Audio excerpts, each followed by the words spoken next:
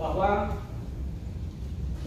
dapat pemohon PK buktikan isi pertimbangan yang ada dalam putusan nomor 46 garis Kirsus Skrip TPK garis 2021 PN Jakarta Pusat tanggal 4 Januari 2022 pada halaman 2147 adalah sebagai berikut.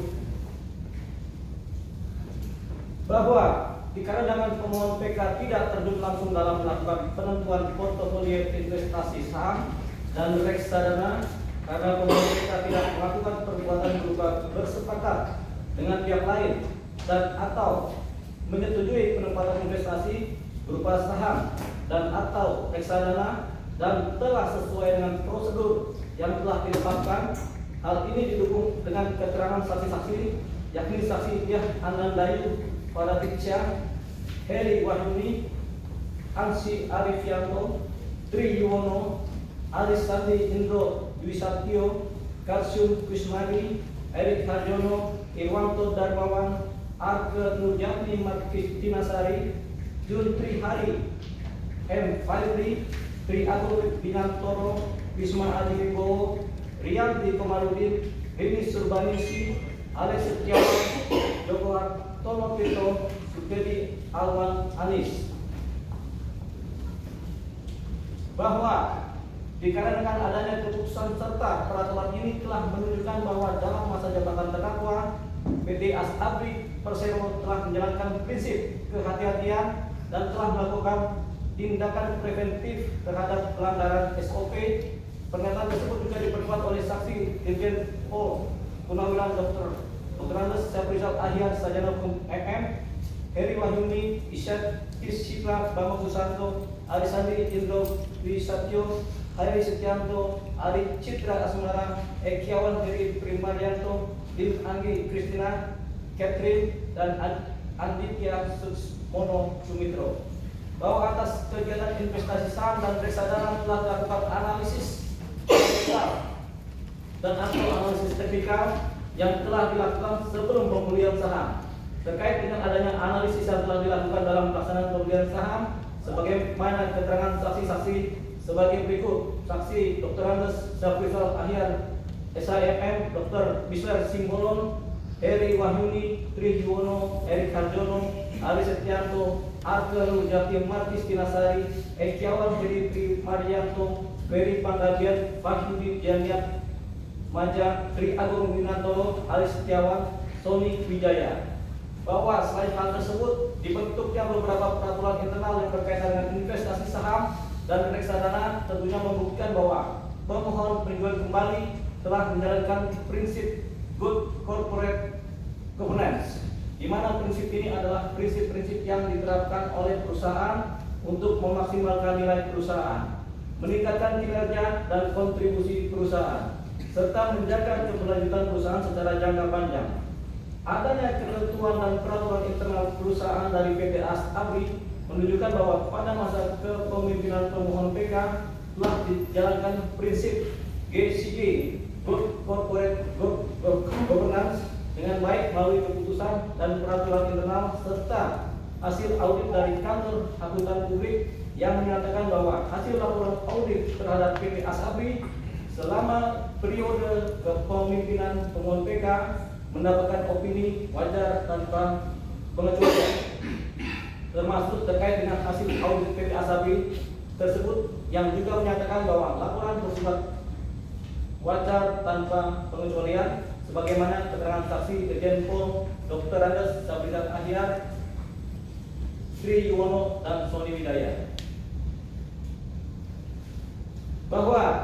berkaitan dengan persetujuan pemohon PK dalam melakukan penempatan investasi saham dan reksadana, pembubuhan tanda tangan pemohon PK terkait dokumen-dokumen PT Asabri merupakan tindakan yang bertujuan untuk menjalankan fungsi administratif dari pemohon PK sebagai direktur utama, yang mana ketentuan tersebut tercantum dalam Anggaran Dasar Nomor 9 Tahun 2009 dari PT Asabri Persero, di mana dalam anggaran dasar tersebut dijelaskan dalam pasal 11 ayat 2 huruf A angka 7 dijelaskan bahwa direksi berwenang untuk melakukan segala tindakan dan perbuatan lainnya mengenai pengurusan maupun pemilikan mengikat perseroan dengan pihak lain dan atau pihak lain dengan perseroan, serta mewakili perseroan di dalam dan atau pihak lain dengan perseroan, serta mewakili perseroan di dalam dan di luar keadilan tentang segala hal yang terjadi dalam peraturan perundang-undangan, anggaran dasar dan keputusan LPS. Bahwa dengan demikian berdasarkan uraian-uraian di atas, pemohon PK tidak terbukti melakukan perbuatan melawan hukum berupa pelanggaran standar operasional prosedur penempatan saham dan investasi tanpa laporan analisis. Pemohon PK tidak dapat dikenakan sebagai subjek yang melanggar hukum karena secara kewenangan yang dijalankan dan berdasarkan tugas, pokok, dan fungsi dari jabatan pemohon PK telah mendelegasikan kewenangan atas penempatan investasi saham dan reksadana kepada Komite Investasi sebagaimana tercantum dalam Keputusan Direksi Nomor 19 Tahun 2013. Poin 6. Bahwa pada masa kepemimpinan pemohon PK periode 2012-2016 sudah melakukan prinsip kehati-hatian dengan adanya penerapan tata kelola perusahaan yang baik, good corporate governance, sejalan dengan adanya pertimbangan pada putusan tingkat pertama pada halaman 2147 yang berbunyi bahwa selain hal tersebut dibentuknya beberapa peraturan internal yang berkaitan dengan investasi saham dan reksadana tentunya membuktikan bahwa terdakwa telah menjalankan prinsip good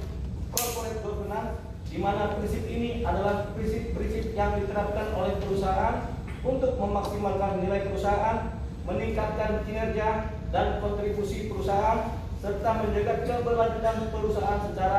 jangka panjang. Adanya ketentuan dan peraturan internal perusahaan dari PT Asabri menunjukkan bahwa pada masa kepemimpinan terdakwa telah dijalankan prinsip GCG, Good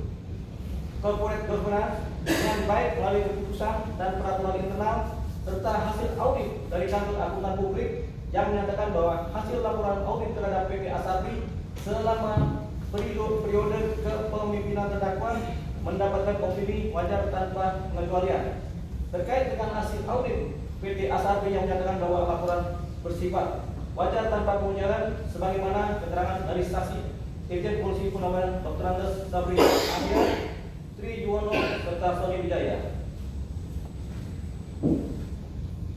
bahwa berdasarkan pertimbangan-pertimbangan tersebut di atas terdapat kekhilafan majelis hakim dalam putusan tingkat kasasi yang menyatakan pemohon PK telah melakukan perbuatan dengan sengaja melawan hukum. Putusan tersebut jelas tidak sesuai dengan fakta-fakta hukum yang sesungguhnya, dikarenakan majelis hakim tingkat kasasi tidak membaca secara cermat, teliti atas fakta-fakta hukum yang terjadi dalam persidangan dan akhirnya mengabaikan pertimbangan hukum pada pertimbangan putusan tingkat pertama. Adanya kekhilafan hakim atau kekeliruan yang nyata dalam pertimbangan hukum, bahwa selain adanya bukti baru atau novum dan adanya keputusan yang saling bertentangan satu dengan yang lainnya, sebagaimana telah diuraikan di atas, majelis hakim akuo selaku pemeriksa perkara juga telah melakukan kekhilafan dan atau kekeliruan yang nyata dalam memutus perkara akuo, sebagaimana dimaksud dalam pasal 263 ayat 2 huruf C Kitab Undang-Undang Hukum Acara Pidana junto pasal 197 ayat 1 huruf D dan huruf H Kitab Undang-Undang Hukum Acara Pidana. Kekhilafan dan kekeliruan nyata tersebut tercermin dalam pertimbangan majelis hakim dalam perkara akuo yang selanjutnya akan diuraikan sebagai berikut. 1. Bahwa direk faksi dan direk juris telah melakukan kekhilafan hakim dan kekeliruan yang nyata dalam pertimbangan hukum yang berpendapat bahwa pemohon PK telah terbukti memperkaya diri sendiri dan memperkaya orang lain, bagaimana dinyatakan dalam pertimbangan putusan kasasi halaman 15 sampai dengan 19, bahwa faktanya pemohon PK tidaklah memperkaya diri sendiri atau memperkaya orang lain dengan alasan-alasan sebagai berikut yang kami sampaikan, yaitu A. Bahwa sesuai novum bukti PK yang sudah pemohon PK temukan dari uraian di atas, adalah kekeliruan yang nyata dalam pertimbangan hukum jika pemohon PK dikatakan memperkaya diri sendiri sebesar 17.972.600.000 rupiah karena menjatuhkan sebagai uang pengganti tersebut dihitung dari penerimaan pengembalian hutang dan keuntungan investasi saham Antam, dan dalam pasalnya penerimaan tersebut diterima oleh pemohon PK pada saat melakukan tugas. Artinya memperkaya diri dengan cara pengembalian hutang adalah kufur, apalagi orang yang mengembalikan hutang dan mengembalikan dalam bentuk keuntungan investasi saham Antam adalah bukan tersangka dalam perkara ini. Dan pernyataan tersebut didukung dengan penjelasan BAP Arjani Prem Rahman dan Suteri Alwan Anis dalam tahap penyidikan. Mohon kiranya Majelis Hakim PK meneliti secara cermat mengenai hukum bukti PK 6 tentang mutasi rekening mulai tahun 2017, 2018, 2019, dan 2020. Maka dari itu, apa yang dituduhkan memperkaya diri sendiri haruslah batal demi hukum, karena tidak ada dasar pemohon PK memperkaya diri sendiri, baik dalam bentuk keuntungan yang didapat dari PT Asabri. Hal ini pun dapat dibuktikan dengan saksi ahli yang dihadirkan oleh jaksa penuntut umum, yaitu Hasan Asidiki, yang menyatakan tidak ada sama sekali aliran dana yang masuk kepada pemohon PK di masa kepemimpinan pemohon PK.